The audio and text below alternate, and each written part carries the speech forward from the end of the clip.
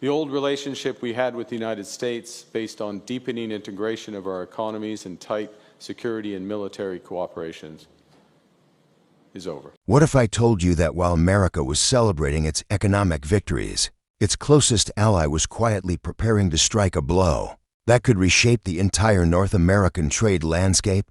It's not a trade war over tariffs or sanctions, but something far more strategic and far-reaching. President Trump again imposed unjustified tariffs on our nation in violation of our existing trade agreements. We will respond forcefully. Nothing is off the table to defend our workers and our country. And our response to these latest tariffs is to fight, is to protect, and to build. We will fight the U.S. tariffs with retaliatory trade actions of our own that will have maximum impact in the United States and minimum impacts here in Canada. It's my solemn promise that when President Trump threatens us again, we will fight back. We will fight back with everything we have to get the best deal for Canada. We will build an independent future for our country, stronger than ever. The road ahead will be long. There is no silver bullet. There is no quick fix. And I know and I understand that many are feeling anxious and worried about the future. Fundamental change is always unsettling. But I have every confidence in our country because I understand what President Trump does not. That we love Canada with every fiber of our being. Canada, once deeply integrated with the U.S., has started making moves that could drastically reduce its economic dependence on America. And the most shocking part, you probably didn't even hear about it. This isn't political drama. This is the beginning of a new chapter in global trade. And America might not be ready for it. When President Trump imposed tariffs on Canadian goods, it wasn't just another trade dispute. It was a pivotal moment in North American relations. Canada put a charge on some of our companies, and Canada's been a very difficult country to deal with over the years. You know, we hear Canada, we have a great relationship with the people of Canada, but it's been very difficult, and they put a charge, and they were a little bit early, we found out about it. So, and we have all the cards, we have every single one. We don't want to do anything bad, but they have, economically, we have such power over Canada. I'd rather not use it, but they did something with our tech companies today trying to copy Europe. You know, they copied Europe. It's not going to work out well for Europe either, and it's not going to work out well for Canada. They were foolish to do it. And so I said, we're going to stop all negotiations with Canada right now until they straighten out their act. Okay? Is there anything Canada can do to change their mind about this situation? Well, no, they put a tax on companies that were American companies that they shouldn't, a very severe tax. And yeah, I guess they could remove it. They will, but I don't really, I mean, it doesn't matter to me. We have all the cards. We have all the cards. You know, we do a lot of business with Canada, but relatively little. They do most of their businesses with us. And when you have that circumstance, you treat people better. They've had farmers that are getting like 300, 400, 200% in tariffs. Nobody's ever seen anything like it. We have cases, you don't read this and the people don't report, but they charge us 400% on some dairy products. 400%. Nobody writes that. It's not fair to our farmers, and we've got to protect our farmers. The U.S. had long been Canada's largest trading partner, with billions of dollars flowing seamlessly across the border every year. But this latest move violated long-standing trade agreements, sparking outrage in Canada. The response a solemn promise from Canadian leaders: we will fight back. But Canada's response wasn't just limited to typical retaliatory actions. We need to do much more to secure our borders, to secure our Arctic, to secure Canada.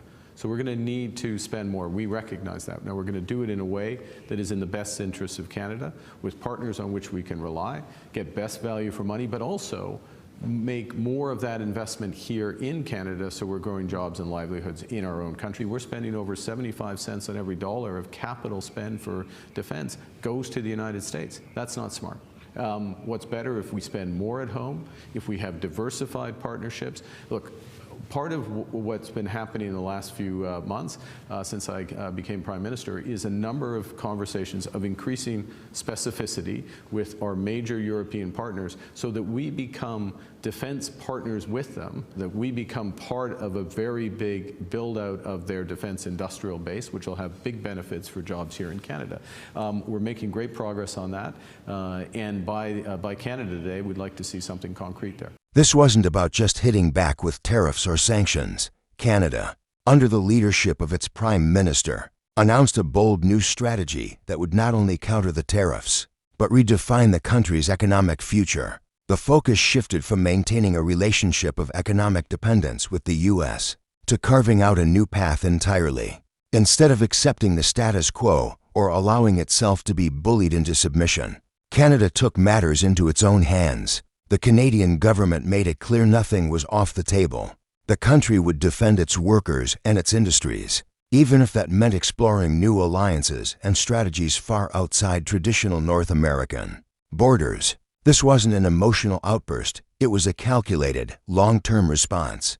Canada recognized that its future needed to be independent of U.S. whims, a future where economic survival depended on diversification, not reliance. As much as America tried to ignore it, the writing was on the wall.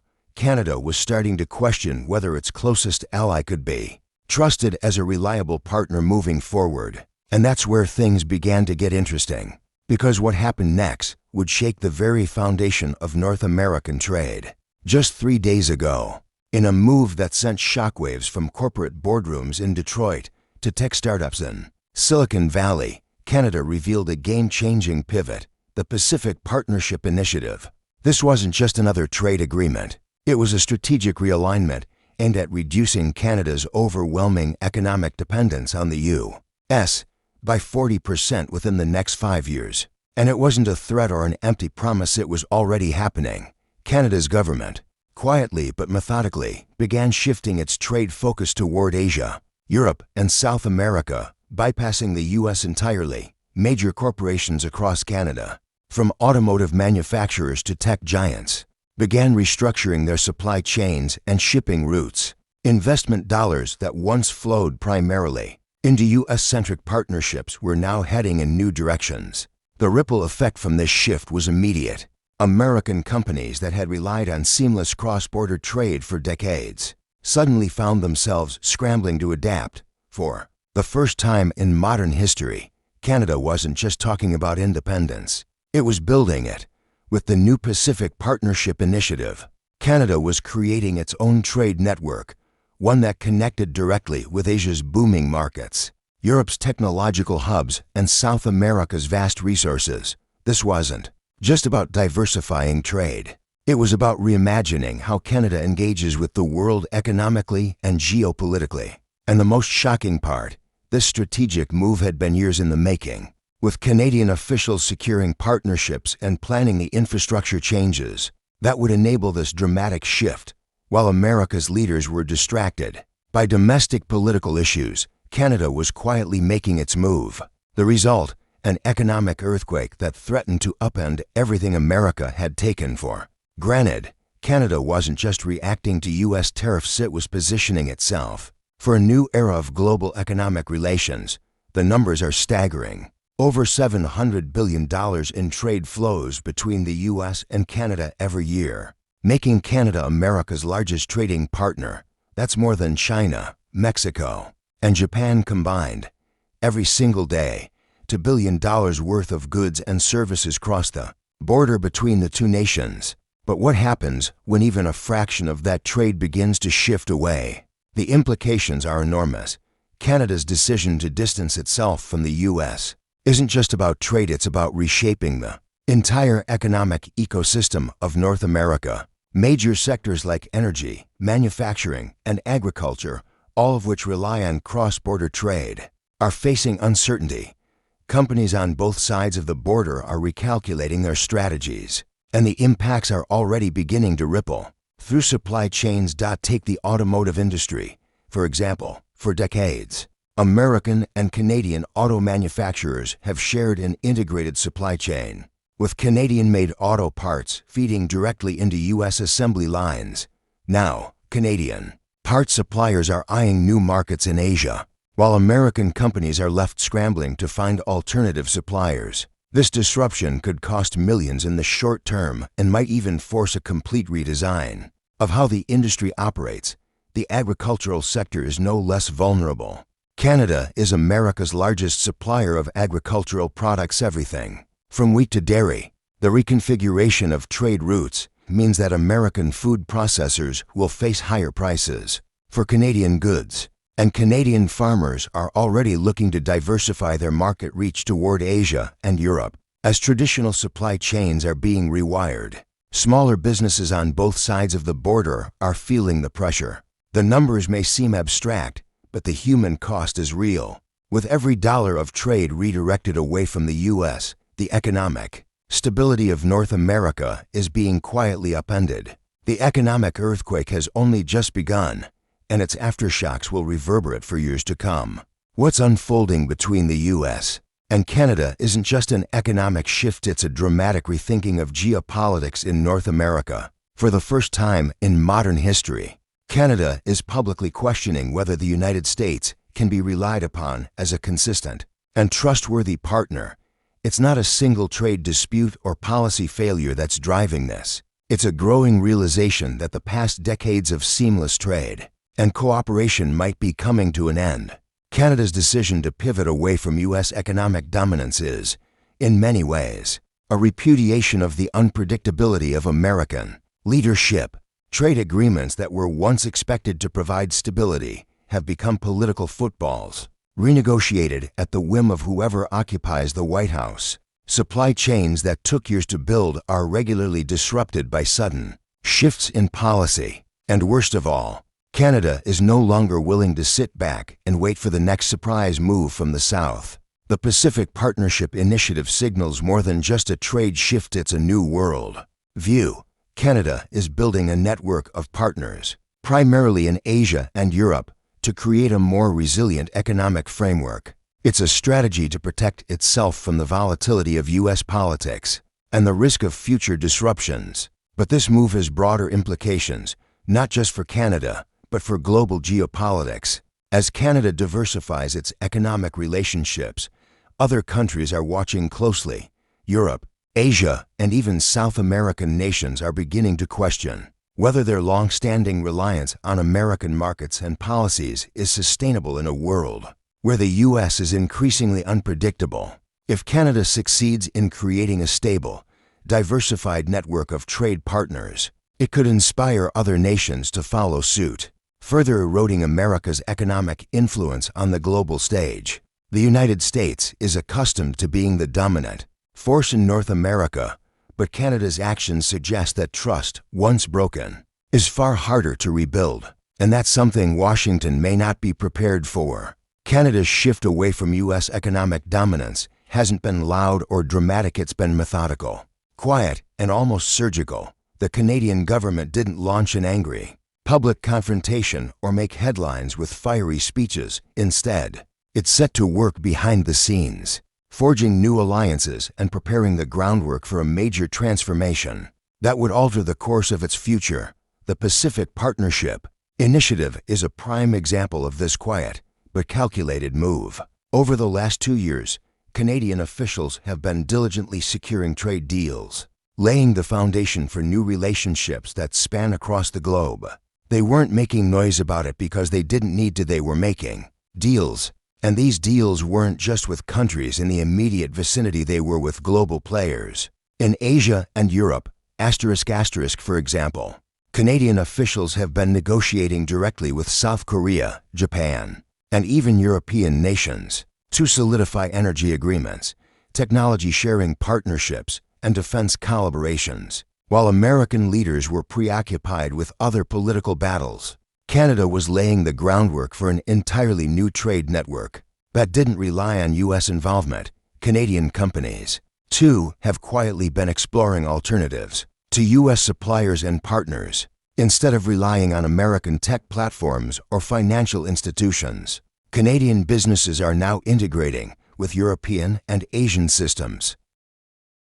Even in the agricultural sector, where U.S.-Canada integration has been a cornerstone, Canada's pivot is already being felt. Canadian farmers are now turning to markets in Asia and Europe to secure better trade deals and more reliable partners. With these shifts, Canada is no longer tethered to the American economic system. It's building a diversified and resilient future, one where the U.S. isn't the only game in town. This is the quiet transformation that's underway, and it's happening without fanfare or public drama. It's happening with precision and patience. While the world's attention was focused on political turmoil and trade wars, Canada was quietly building a new global network that would forever change its place in the world. The corporate world has been swift to respond to Canada's unexpected pivot away from U.S. economic integration. The ripple effect of Canada's move is already being felt by American businesses across industries, from automotive manufacturers to energy giants and tech firms. While many were initially caught off guard, the realization has set in. The rules of the game are changing, and U.S. companies must adapt or risk being left behind. Take the automotive industry, for example. For decades, U.S. and Canadian manufacturers have built integrated supply chains, with Canadian auto parts flowing seamlessly into U.S. assembly lines. But now, Canadian auto parts manufacturers are beginning to sign agreements with Asian car companies, redirecting their focus away from the American market. This has left American assembly plants scrambling to secure alternative suppliers, many of which simply don't exist on the same scale. The result is a potential restructuring of the entire industry that could take years to recover from. And that's assuming the disruptions don't get worse. The energy sector is no less vulnerable. Canada is a major supplier of oil and electricity to the United States. 20% of America's oil imports and 40% of its electricity needs come from across the border. But as Canadian energy companies begin to explore new pipelines to Asia and expand partnerships with European energy firms, the long-standing stability of this energy supply is being called into question. American energy companies are already exploring ways to diversify their own supply chains, knowing that their traditional Canadian partners may no longer be as reliable. Tech companies are also feeling the heat. Historically, Canadian tech firms have integrated seamlessly with American platforms, sharing talent, data, and resources across the border. But as Canada shifts its focus toward Europe and Asia, Canadian tech companies are increasingly choosing to work with European cloud infrastructure and Asian digital networks instead of relying on U.S. platforms. This shift not only disrupts the tech sector, but also represents a long-term strategic realignment that will have wide-reaching implications for the future of North American technological innovation. From large corporations to small businesses, the message is clear. The economic stability that once defined the U.S.-Canada relationship is now in flux. And as companies scramble to adapt to these new realities, it's becoming evident that the true costs of this economic earthquake are far greater than anyone initially anticipated. The energy and technology sectors are perhaps the most vulnerable to Canada's bold shift away from U.S. economic influence. These industries, which have long been pillars of the North American economic system, are now facing disruptions that could alter the global landscape in profound ways. Take energy. For example, Canada supplies roughly 20% of America's oil imports and 40% of its electricity needs, especially in border states. For decades, this reliable flow of energy has powered American factories, homes, and transportation systems. But as Canada begins to pivot toward Asia and Europe, the entire energy dynamic is shifting. Canadian energy companies are exploring new pipelines and partnerships with countries like South Korea, Japan, and European nations, looking to tap into these growing markets. What's particularly concerning is the speed with which Canada is making these moves. Behind closed doors, Canadian negotiators have been securing deals with South Korean refineries, Japanese power companies, and European energy giants, bypassing the U.S. entirely. These deals weren't announced with grand speeches, they were executed with quiet precision. And for the first time in years, American energy companies are waking up to the fact that their reliable Canadian suppliers may not be there when they need them. The impact on U.S. energy security could be staggering as Canadian energy companies shift focus to Asia and Europe. American energy providers may find themselves scrambling to secure new sources or invest heavily in alternative infrastructure. This isn't just about energy, this is a strategic realignment that could reshape global energy markets, and the U.S. might find itself on the losing end. In the technology sector, the stakes are equally high. Canadian tech companies, which have long integrated with American platforms, are now exploring European and Asian alternatives. This shift goes beyond simple supply chain changes. It's about sovereignty, data protection, and the long-term direction of technological development. When a Canadian AI firm chooses to build its next product on European cloud infrastructure instead of American systems, it's a clear signal that the once seamless integration between the two nations is no longer a given. For Silicon Valley, this is a wake-up call. The free-flowing exchange of data, talent, and resources between the U.S. and Canada has been a cornerstone of North American technological progress.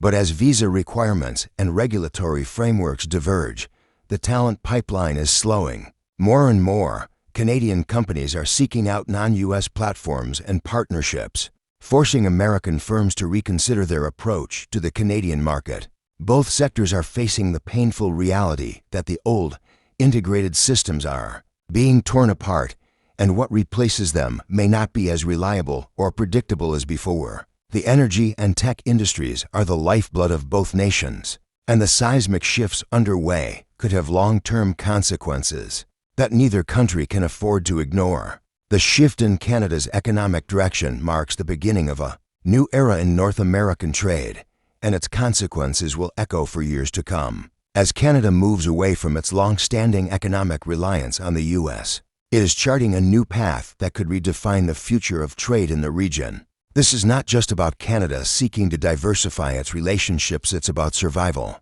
in an increasingly volatile global economy. For Canada, the goal is clear: to reduce its dependence on the U.S. by 40% within the next 5 years. By establishing new trade partnerships with Asia, Europe, and South America, Canada is not only expanding its global reach, but also fortifying its economic resilience. This diversification isn't just about mitigating the impact of U.S. tariffs or political unpredictability, it's about creating an independent future where Canada's economic destiny is not tethered to the whims of another nation's leadership.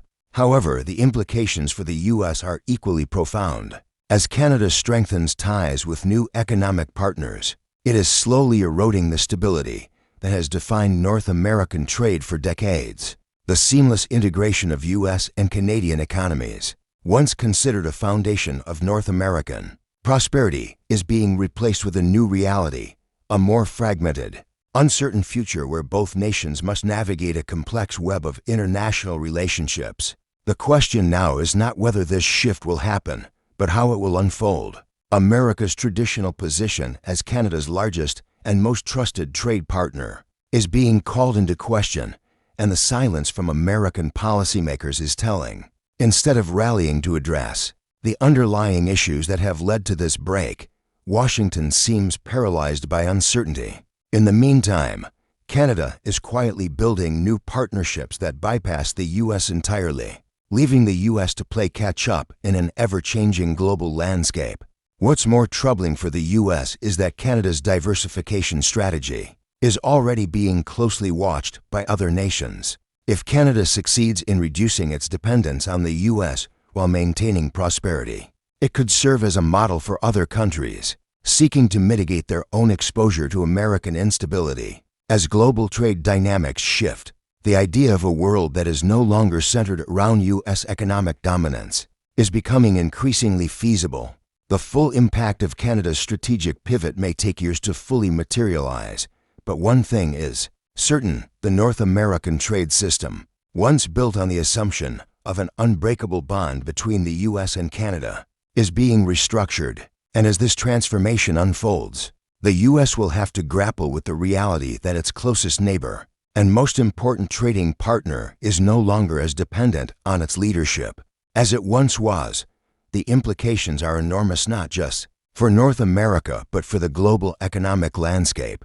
The question remains, will the U.S. be able to adapt to this new reality, or will it be left behind as its closest allies seek more stable and reliable partnerships? Only time will tell. But one thing is clear, Canada is setting the stage for a new era in global trade, and the U.S. must take notice. What we've witnessed is just the beginning of a massive shift in North American trade dynamics. Canada, long seen as the United States' most trusted and reliable partner, is no longer simply acquiescing to U.S. policies. Instead, it's taking bold steps to reshape its economic future, one that is more diversified, resilient, and independent of American influence. By forging new alliances in Asia, Europe, and South America, Canada is reducing its dependence on the U.S. and securing a new strategic position on the global stage. For the U.S., this signals the end of an era of seamless, unquestioned economic integration with Canada. The consequences of this shift will be far-reaching, not just for industries like energy, tech, and manufacturing, but for the entire fabric of North American economic cooperation. As Canadian businesses explore new markets and international trade routes, the U.S. must reckon with the fact that its closest ally is now less reliant on its systems and leadership. This transformation isn't just a temporary shift, it's a long-term strategy that will reshape how both nations engage with the world. The coming years will reveal how this new reality plays out. But one thing is certain, the comfortable predictability of North American trade is now a thing of the past. If you found this analysis eye-opening, don't forget to hit that like button and subscribe for more insights on how global trade dynamics are shifting. Drop a comment below with your thoughts on Canada's new strategy. Do you think other nations will follow suit? Stay tuned, because this story is far from over.